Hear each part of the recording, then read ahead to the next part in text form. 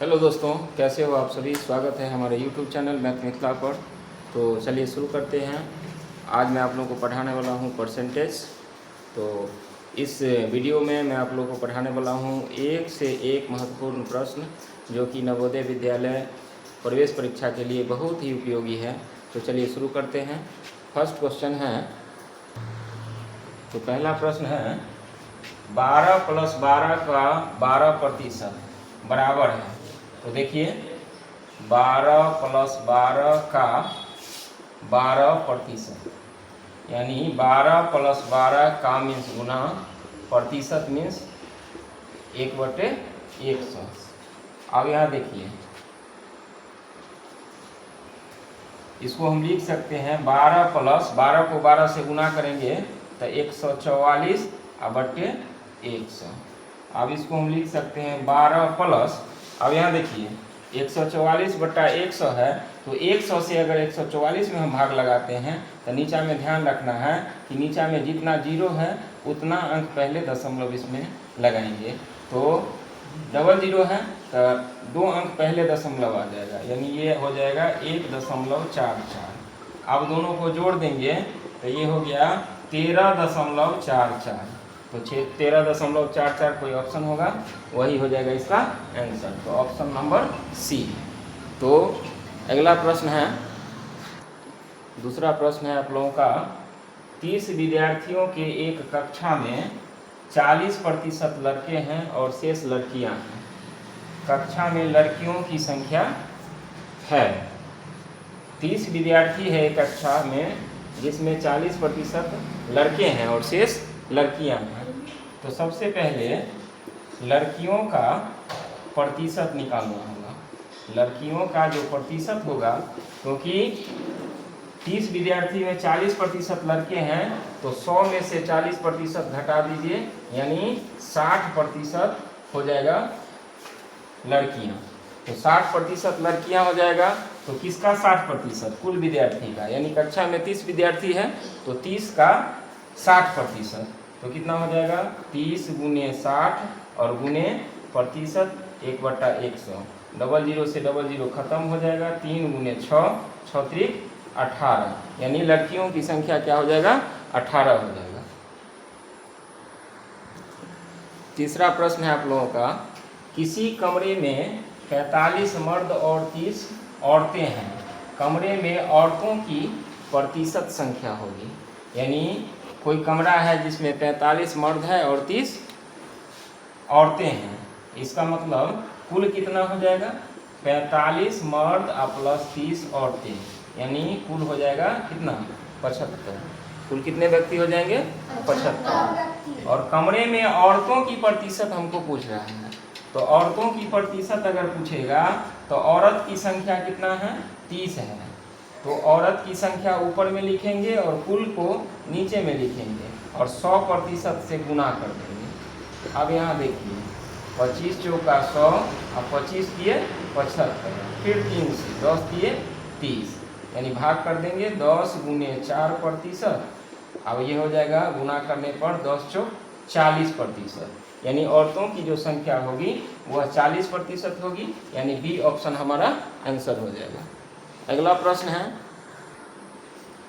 प्रश्न है 80 का 20% है। 80 का 20% है। ऑप्शन दिया हुआ है आपको 16, 60, 400 और 1600। तो देखिए 80 का मतलब गुना, 20% मतलब 1/100। जीरो से दोनों जीरो से दोनों जीरो कट जाएगा। 8 × 2, 8 दूनी हो जाएगा 16, यानी मेरा आंसर जो होगा वो होगा ए 16। तो 80 का 20% कितना हो जाएगा? 16 हो जाएगा। चलिए अगला प्रश्न है। अगला जो प्रश्न है वह है, एक व्यक्ति अपनी आय का 25% बचाता है। एक व्यक्ति अपनी आय का 25% बचाता है। यदि वह प्रति माह 3000 रुपया बचत करता है तो उसकी मासिक आय क्या है? कोई व्यक्ति है जो जितना कमाता है उसका 25% ही वो बचा पाता है और वह पर मंथ कितना बचाता है? 3000 रुपया। तो उसकी मासिक आय हमको निकालना है। तो मासिक आय निकालने के लिए, मासिक आय जो है वो निकालने के लिए छोटा सा ट्रिक यूज करेंगे। जैसे जितना वो बचाता है 3000 रुपये और उसको 100 से गुना करेंगे, उसको 100 से गुना करेंगे और कितना प्रतिशत बचाता है उससे भाग कर देंगे। तो 25% बचाता है यानी 25 से उसको क्या करेंगे, भाग करेंगे। यानी हम लिखेंगे 3000 गुने 100 और बटे 25। 25 से भाग लगाइए, 25 चौके 100, तो क्या हो जाएगा 3000 गुने 4। 3000 को 4 से गुना करेंगे तो हो जाएगा 12000 रुपया। यानी उस व्यक्ति का जो मासिक आय है, यानी मासिक जो आमदनी है जो कमाता है वह है 12000 रुपया। तो ऑप्शन बी है इसका आंसर। तो चलिए अगला प्रश्न है। प्रश्न है, एक व्यापारी 3000 रुपया की माल खरीदता है, इस राशि में 5% की छूट मिलती है, तो उसे वास्तव में कितने रुपए देने होंगे। यानी कोई व्यापारी 3000 रुपया का माल खरीदता है तो उसको 5% की नगद छूट मिलती है। तो देखिए कितने का माल खरीदा, 3000 रुपया का, तो 3000 माइनस कितना का छूट मिलेगा, 3000 का 5% यानी 5 गुने 1/100, 00 से 00 काट देते, तो 3000 माइनस 30 गुने 5, तो क्या हो जाएगा 3000 माइनस 150, यानी आंसर हो जाएगा 2850 रुपये। यानी व्यापारी को 2850 रुपया देना होगा। तो कौन सा ऑप्शन है 2850, सी। तो आंसर इसका हो जाएगा सी, 2850 रुपया। अगला प्रश्न है। तो अगला प्रश्न है, निम्नांकित में कौन सी संख्या 2 का 100% प्लस 200 का 1% के बराबर है।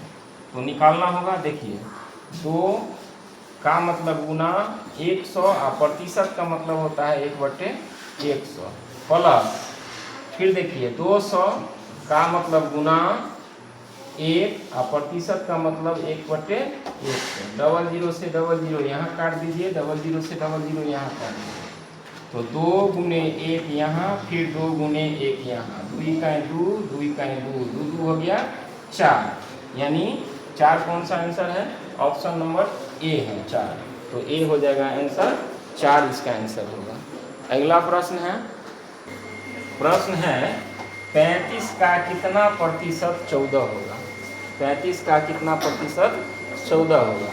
तो इससे पहले मैं आप लोगों को वीडियो में बता चुका हूँ कि इस तरह का जब प्रश्न पूछे तो लास्ट वाला को 100 से गुना करना है, लास्ट वाला को 100% से गुना करना है और शुरू वाला से उसमें भाग कर देना है। देखिए तो 14 गुने 100% बटे 35, 7 गुनी 14 और 7 पंचे 35, फिर 5 से लगाइए 100 में, 20 पंचे 100, तो क्या बचा 2 गुने 20%, यानी 20 गुना 40% क्या हो जाएगा, इसका आंसर हो जाएगा। तो 40% कौन सा ऑप्शन है, डी ऑप्शन है। तो 40% इसका आंसर होगा। चलिए अगला प्रश्न है। प्रश्न है किसी विद्यालय में छात्रों की कुल संख्या 500 है, यदि 125 छात्र अनुपस्थित हो तो उपस्थित छात्रों का प्रतिशत होगा। देखिए कुल विद्यार्थी है 500 और इसमें से 125 छात्र जो है अनुपस्थित है, तो सबसे पहले उपस्थित कितना होगा है वो देखिए। तो कुल है 500 और अनुपस्थित है 125, तो 500 माइनस 125 यानी 375 जो छात्र है वह क्या है, उपस्थित है। अब हमको उपस्थित का प्रतिशत निकालना है, तो प्रतिशत निकालने के लिए क्या करेंगे, तो जितना उपस्थित है उसको ऊपर में लिख दीजिए और कुल छात्र को नीचे में लिख दीजिए और 100% से गुना कर दीजिए, यानी 375 बटे 500 गुने 100%। अब देखिए 125 के लिए होता है 375 और 125 चौके होता है कितना 500 और 4 से फिर इसको काट दीजिए, 25 चौके 100, यानी क्या बचा 3 गुने 25%। तो 25 को 3 से यदि हम गुना करते हैं तो 75%, यानी 75% छात्र जो है वह उपस्थित है। तो 75% कौन सा ऑप्शन है, ऑप्शन नंबर ए इसका क्या हो जाएगा, आंसर हो जाएगा। अगला प्रश्न है। अगला जो प्रश्न है वो है 600 विद्यार्थियों में से 240 बालिकाएं हैं, तो बालिकाओं का प्रतिशत है। देखिए कुल विद्यार्थी कितना है 600, जिसमें 240 क्या है बालिका है, तो बालिका का क्या करना है हमको प्रतिशत निकालना है। तो इसमें भी वही ट्रिक यूज करेंगे, लास्ट वाला को गुना करेंगे 100% से और भाग दे देंगे शुरू वाला से यानी 600 से। डबल जीरो से डबल जीरो कट गया, 240 बटा 6% यानी 6 चौक 24, तो कितना हो जाएगा 40%। तो कौन सा ऑप्शन होगा, ऑप्शन नंबर सी होगा यानी 40%। चलिए तो आप लोग को समझ में आया होगा यह वीडियो। यदि आप लोग को अच्छा लगेगा तो इस वीडियो को अधिक से अधिक लाइक कीजिएगा और शेयर ज़रूर कीजिएगा। फिर मिलेंगे दूसरे वीडियो में। लेकिन आप लोगों को मैं बता दूं कि घर बैठे यदि आप लोग नवोदय विद्यालय का प्रवेश परीक्षा का तैयारी करना चाहते हैं तो हमारे YouTube चैनल मैथ मिथिला को सब्सक्राइब जरूर कर लें, ताकि प्रत्येक नए वीडियो का नोटिफिकेशन आप लोगों तक आसानी से पहुंच सके और आप लोगों का तैयारी बेहतरीन ढंग से हो सके। तो चलिए शुरू करते हैं, मिलते हैं दूसरे वीडियो में।